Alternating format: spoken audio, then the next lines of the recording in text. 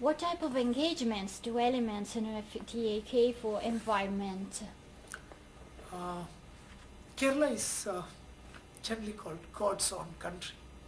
That's because it's supposed to be very green. If you land in Kerala, especially after you have traveled in the rest of India, then you're almost blinded by the greenery that you find all around. But this greenery actually camouflages a huge environmental crisis in Kerala. We are blessed by rain for almost 5 to 6 months of the year, and therefore it's very easy to get misled about Kerala's environmental quality by the greenery that you find all around. The fact is that over a period of time, Kerala agriculture is turning from multi-crop to monocrop plantations. If earlier in a given plot of land you had a dozen, maybe 2 dozen, maybe even 3 dozen different crops that the farmers grew, some for the market, most often for their food requirements, big trees, small trees, tubers, a variety of flora was grown in a farm. Today we have the phenomenon where these are giving way to monoculture, single crop plantations. This is a big environmental challenge for elements and FTAK. We continue to insist on bringing back the tradition of homestead farming in Kerala that ensured that each small homestead had enough biodiversity in the farm to both take care of the food requirements of the family and the community and send some to the commercial markets for additional income.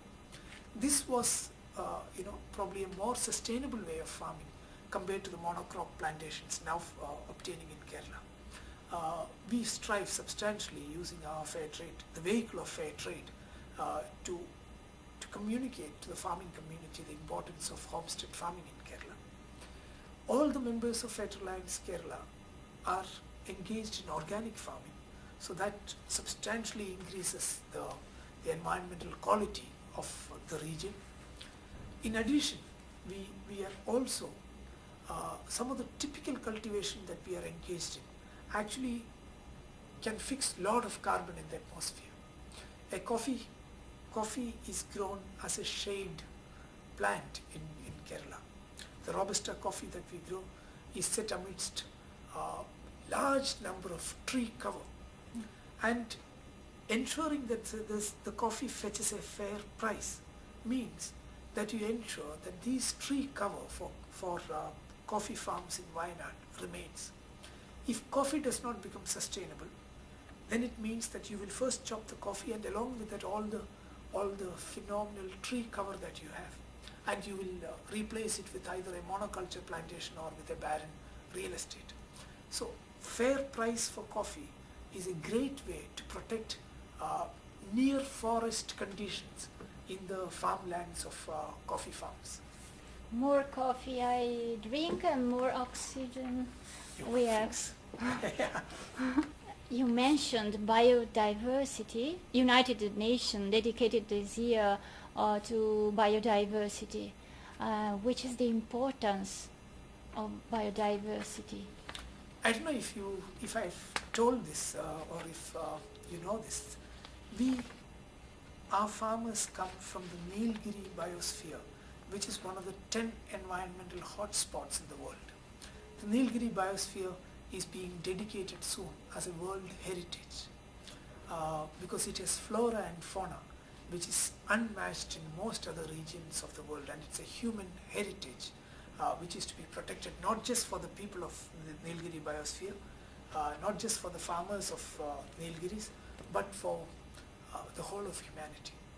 So sustainable farming in the Nilgiri biosphere, from where our farmers come, from where the coffee that we send to City and Ultramercato actually comes from an environmental hotspot in the world. And our farmers realize more than anybody else the importance of preserving the diversity, the biodiversity of that region. We still have substantial forest cover in the Nilgiri biosphere. Ensuring a fair price for producers, for farmers, means that their dependence on the forest will come down, which means the exploitation of the forest will reduce. This is a lesson often not understood, that deforestation is not just the work of some mercenaries who get into the forest and chop down trees. Deforestation often happens because poor people have no access to fuel, have no access to fodder, have no access to minimum resource, and therefore have to begin to exploit forests. So protecting the Nilgiri biosphere can be substantially achieved if farming is made sustainable on the fringes of the forest, and if the fragile ecology of the Nilgiri biosphere can be protected by ensuring that farmers in the Nilgiri region have a sustainable way of have a sustainable farming, which is made possible by accessing the fair trade market. So biodiversity is the lifeblood of farming, one. Second, for the type of farming that was prevalent in Kerala, which I call the homestead farming, the homestead farm is a cradle of biodiversity, because you have the big trees like the mangoes and the jackfruit, you have the medium-sized trees and the seasonal trees like bananas, and you have the tubers, you have small shrubs and plants like coffee and pepper. And look at pepper, for instance. A pepper vine is grown on a standard, which is a tree, which gives phenomenal green cover.